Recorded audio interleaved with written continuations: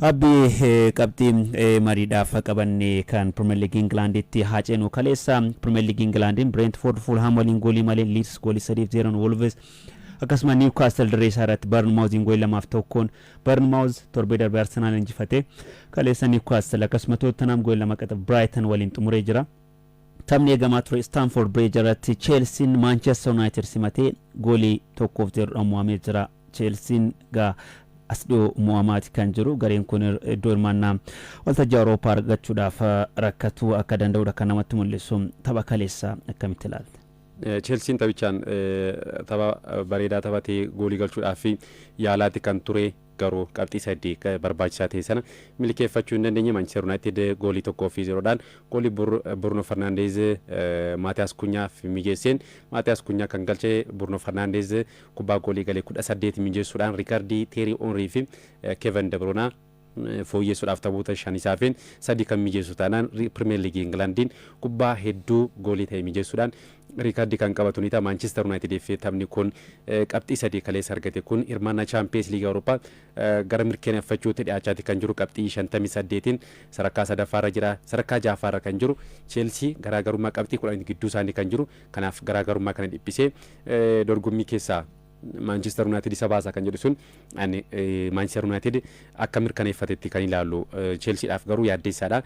Taphoota Premier League England afur darbe walitti aansee kan mo'atame kaleessa dirree fi deeggarsaa fuulatti mo'atame torbee darbees Manchester Unitedin mo'atamuun isaa ni beekama. Amma Liverpool tapha qixxeessu tokko soo qabu qabxii 4 Chelseadha. Chelsean Liverpoolin kan inni caalamu Aston Villaanis tapha qixxeessu tokko soo qabu qabxii 7 Chelsea kan inni caalu Manchester United akkuma sila kaasee qabxii 10. Kanaaf Chelsean hirmaannaa Champions League Awurooppaa argata jechuun ulfaataadha akka gara dhiibuutti. Kanaaf qabxiin kaleessa Chelsea galmeessisuun yeroo murteessaa kanatti qabxii 3 milkeeffachuu hin dandeenye adabbiirra kan ture Enzo Fernandez taphichaan filannoo jalqabaatiin seenus goolii galchuudhaaf yaalaatti kan ture garuu Manchester United kaleessa qabxii murteessaa 3 dirree ofiin ala milkeeffachuudhaan gara hirmaannaa Champions League Awurooppaa mirkaneeffachuudhaaf harka 95 garasitti waan dhiyaatanitti fakkaata gama kiyyaan.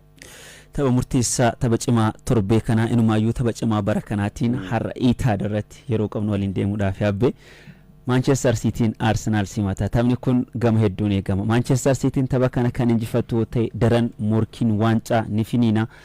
Pep Guardiolaanis kanuma jedhan tapharraa kana yoo mo'amne guutumaan guututti morkii waancaa keessaa baanee jira jechuudhaan kan dubbatanii gahee Mikel Arteta mo'as dhiyoo kana ga'umsi mul'isaa jiru amansiisaa miti. Torbee darbe Premier League'dhaan Bournemouth goolii 2-1 dirree isaarratti mo'ame akkasuma Champions League Awurooppaatiin Sporting Lisbon waliin dirree isaarratti hagam akka qoramee fi goolii malee xumure ni yaadanna. Har'a immoo garee jijjiirama ol'aanaa kaka'umsa ol'aanaa Pep Guardiolaatiin hoogganu Manchester City waliin kan taphatu ni ta'a. Taphni kun bifa akkamii qabaachuu danda'a? Taphni kun tapha bara dorgommichaa akkuma sila kaasedha. Xiinxaltoonni kubbaa miilaa kaasanii kan isaan kaasanii taphni kun garaagarummaan kilaboota kanneenii yoo ilaalle Ryan Shirkin edeen kaasa. Sababiin isaa Ryan Shirkin bilisummaadhaan akka dhiibbaa keessa son seeniin kan inni taphatu. Taphattoonni Arsenal ammoo amma dhiibbaa guddaa keessa taa'uudhaan kan isaan taphatan. Amma kilaboota kanneen lamaan gara gidduu isaanii dhiyeenya kana ga'umsa isaanii kan madaaloo ta'e garaagarummaa guddaadha gidduu isaanii kan jiru. Manchester Cityin taphoota 3 darbeen dorgommii hundaanuu kilaboota akkamiin injifate? Arsenal 2-0, Liverpool 4-0, Chelsea 3-0 kilaboota jajjaboo kanneen ga'umsa amansiisaadhaan kan inni injifate. Taphicha yeroo eegaru kana dura kaaseen ture. Manchester Cityin boqonnaa duraa fi boqonnaa deebii garaagarummaa guddaadha kan qabu. Boqonnaa dura goolii hedduu galchaa, boqonnaa deebii immoo goolii irratti galuun qabxii dhabaa jira jennee kaasnetti kan ture. Amma garuu leenjisaan yaada dhabne abbaa malaa jedhamu Pep Guardiolaan yaada garicha amma guutummaatti kan jijjiiru. Boqonnaa deebii keessattuu amma dhiibbaa uumee olaantummaa fudhatee injifachaati kan jiru. Arsenal Karabaa'uudhaan yeroo injifatu boqonnaa deebii ga'umsa olaanaa mul'iseen kan inni injifate. Chelsea boqonnaa deebii daqiiqaa 17 keessatti goolii 3 irratti galchee kan injifate. Kanaaf gama kanaan Arsenal carraa goolii uumuudhaaf kilaba rakkate. Manchester Cityin ammoo kilaboota irratti goolii hedduu galchaate kan jiru. Carraa goolii galchuudhaanis yoo laalle taphattoonni sarara fuuldura Arsenal goolii galchaatiin jiranu Martinelli, Trossard, Noni Madueke yoo kaaste taphattoonni kunneen leenca ilkaan hin qabne ta'aniiru. Victor Yokeres innis hanga ta'e isa wayya malee taphattoonni Arsenal sarara fuulduraatti goolii galchaatiin jiran. Kan Manchester City ilaalte garuu taphattoonni kilabichaa ga'umsa olaanaa uumaati jiru. Taphattoota garaagarummaa uumaa jiranu kun tapha kanaanis kan eegamudha. Mana maltiin leenjistoonni fayyadaman akkamitti dhiyaata. Mikel Arteetaan itti sarratti xiyyeeffatee of eeggannoorratti xiyyeeffatee kubbaa deebisanii injifachuutiin taphatamoo kan jedhu sun kan eegamudha. Arsenal har'a qida kan bahu tanaan Manchester City caalaa Arsenaliif kan fayyadudha. Manchester Cityin har'a dirqama injifachuudhaaf waan galuuf iddoo taphattoonni sarratti isaa dhiisanii dhufan sana fayyadamanii Arsenal goolii galchaa kan jedhu sun kan eegamudha.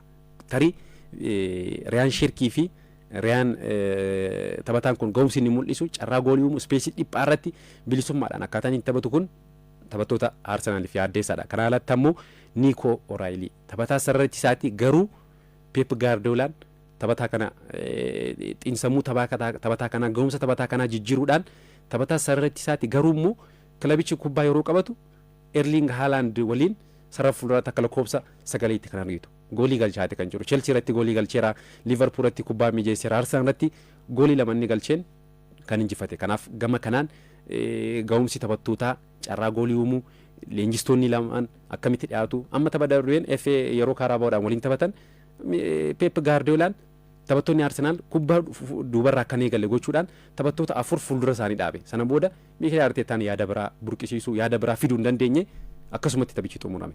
Leenjisaan Manchester City Pep Guardiolaan garuu leenjisaa tapha keessatti yaada garaagaraa fiduudhaan tapha kilabicha akka irra kan hin godhudha. Garuu har'a eenyutu injifata Arsenal akkamitti dhiyaata kan jedhu sun kan eegamu ni ta'a.